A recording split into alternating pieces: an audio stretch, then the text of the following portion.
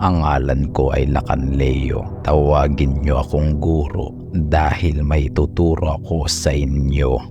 This is the third part of the 3-episode video about intensive breakdowns of blue pill, red pill, and black pill. At sa video na ito, ilalahad ko lahat ng impormasyon patungkol sa kung ano ba talaga ang black pill. Napakarami kasing misconception tungkol dito. They confuse black pill with red pill. Akala ng marami na ang black pill teachings ay ang red pill mismo. Akala nila nasa red pill sila, ngunit nasa black pill ang utak nila. At ito ang masama. The misconception is so strong to the point na nasisira at nababago na ang core beliefs ng red pill. Maraming kalalakihan ang naliligaw ng paniniwala. Kaya't sa video na ito, mas mauunawaan nyo ang kahulugan ng black pill kasama na rin ang mga teachings nito. Disclaimer: ang maririnig nyo sa video na ito ay hindi nagmula sa sarili kong opinyon o paniniwala. Ang lahat ng nasusulat dito ay pawang black pill teachings lang na aking tinipon mula sa masusing pananaliksik. May maririnig kayo ritong taliwas sa aking mga aral at mayroon din namang umaakma, kaya't umunawa ang may pandinig.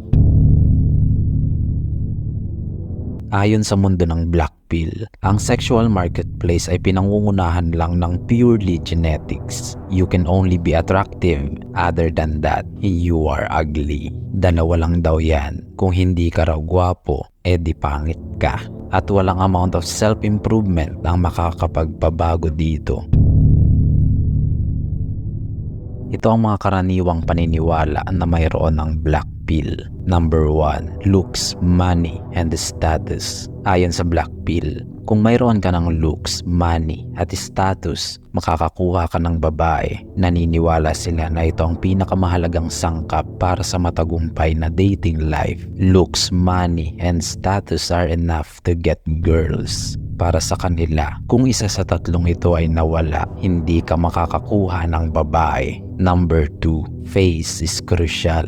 Black pill mentality ang isiping pinakamahalaga ang mukha mo. Ayon sa black pill, dapat gwapo ka dahil walang ibang gusto ang mga babae kundi gwapo lang. Yes, it's a black pill mentality. Gwapo lang daw ang hanap ng mga babae. Kung pangit ka, katapusan mo na. Sumuko ka na lang dahil walang mangyayari sa iyo unless may attractive kang muka.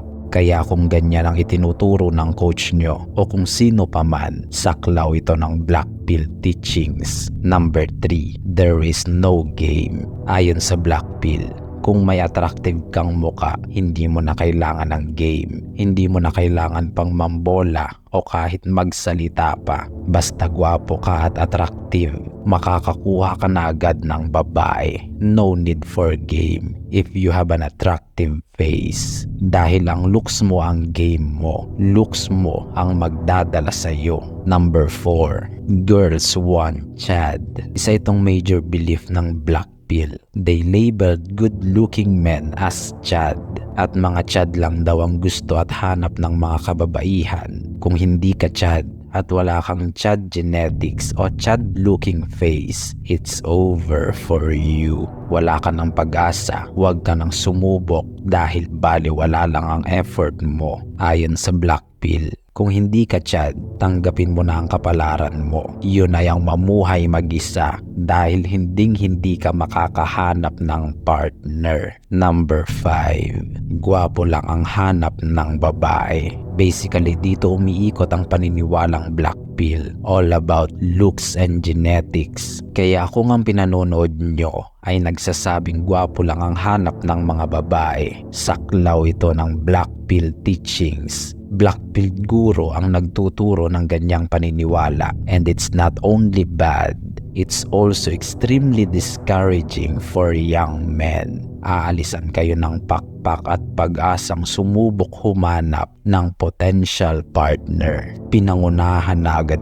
kayo. Number 6, over for Hindi ko nasasabihin kung ano bang meaning ng ito dahil naawa ko sa mga taong tinatawag na ganyan ang sarili nila. Tingnan nyo na lang sa Google kung ano ito. At sa mga nakakaalam na, ayon sa black pill, dating is over for Ibig sabihin, it's hopeless for them. wala na silang pag-asa pang makahanap ng potential partner. All they need to do is lay down and rot.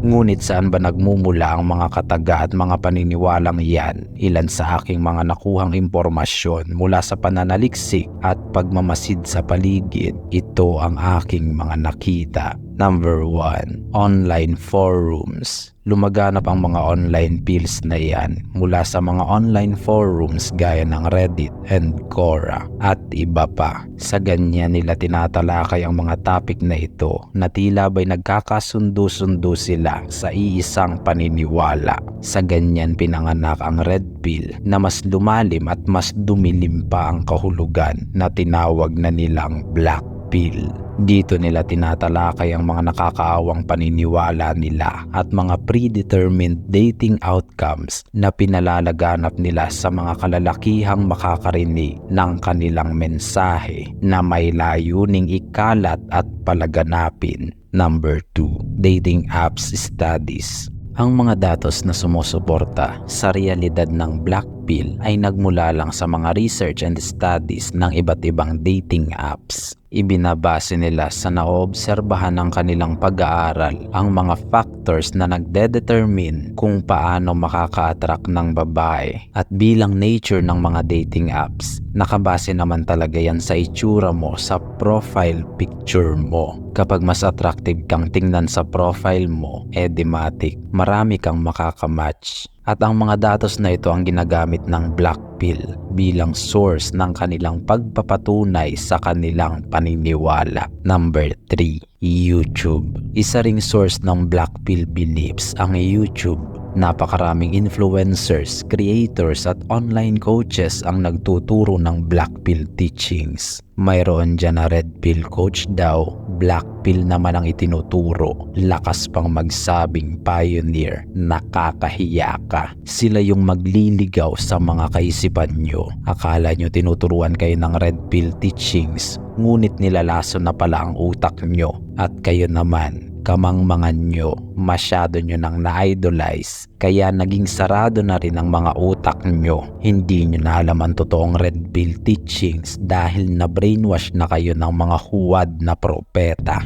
3 pillars of Black Pill. Nabanggit ko na ang bagay na ito. Ang Black Pill ay binubuo ng 3 pillars. Hindi ka pure Black Pill kung isa lang sa 3 pillars na ito ang pinaniniwalaan mo. Una ay ang hypergamy. Ito ang paniniwala na ang mga babae pagdating sa pakikipagrelasyon ay tumitingin lang sa external capabilities ng isang lalaki, gaya ng social status, educational attainment at financial capabilities. Pangalawa ang lookism. Ito naman ang paniniwala na ang pinakamahalagang factor sa dating ay ang facial attractiveness mo. Kung gwapo ka, mas garantisado ang tagumpay mo sa pakikipagrelasyon kumpara sa mga lalaking may average at below average na itsura. Pangatlo ay ang inflexibility. Ito naman ang paniniwalang walang makapagbabago ng sitwasyon mo. Walang amount of self-improvement ang magpapabago ng dating life mo.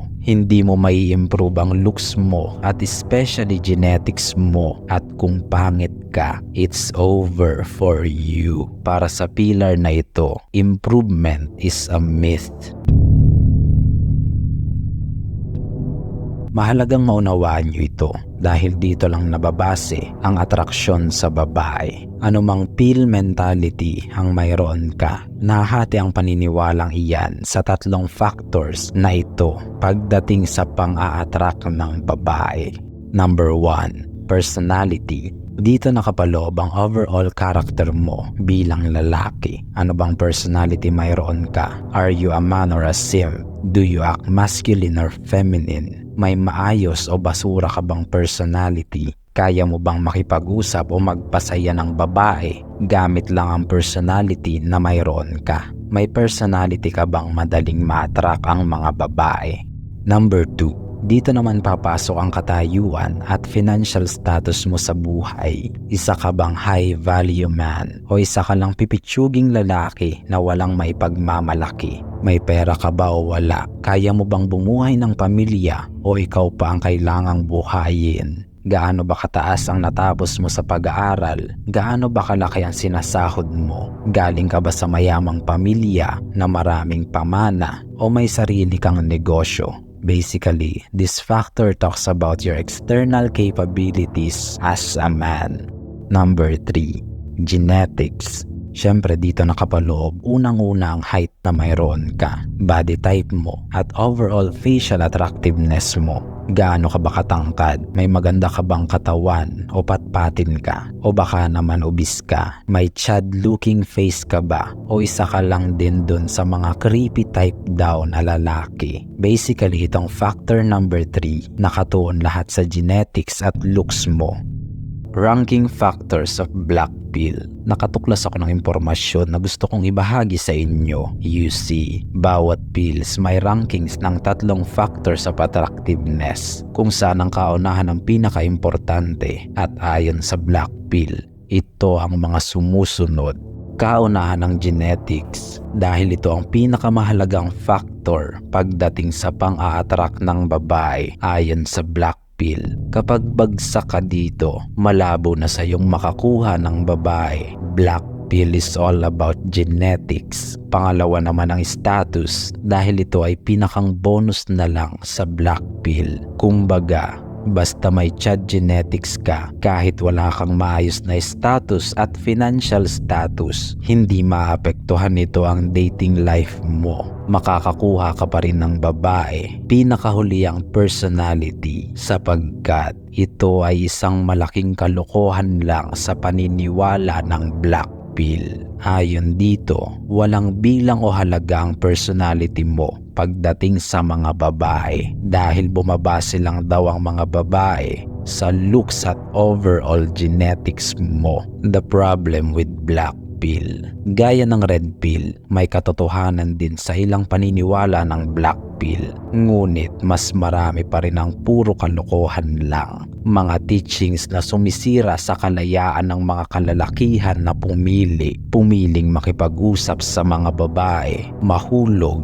magmahal, sumubok at sumugal, pumiling makaramdam kung paano ang masaktan at lumigaya sa piling ng isang babae. Ninanakawan at inaalisan ng black pill ang mga kalalakihan ng kagustuhang maranasan kung ano ba ang pakiramdam ng pakikipagrelasyon sa isang babae. Black pill is corrupting your mind. Tandaan nyo, kapag na-realize nyo ang bagay na ito, malalaman nyo na wala nang mas mahalaga pa sa mundo kundi ang maranasan ng mga bagay-bagay na kayang ibigay sa iyo ng mundo. At ito ang ninanakaw sa inyo ng black pill, the experience that money can never buy. You see, as a man, your life is already hard. Huwag nyo nang mas pahirapin pa ito. Do the things you want to do. Huwag nyong hahayaang pigilan kayo ng ibang tao. If you want to experience falling in love, do it. Don't let people stop you. Life is an adventure. Make the most out of it. Nga pala, kung nagustuhan nyo ang video na ito, kindly like and subscribe to support our channel. Dito na nagtatapos ang series na ito. Maraming salamat. Umunawa ang may pandinig. Hanggang sa muli, mga tapat kong kawal.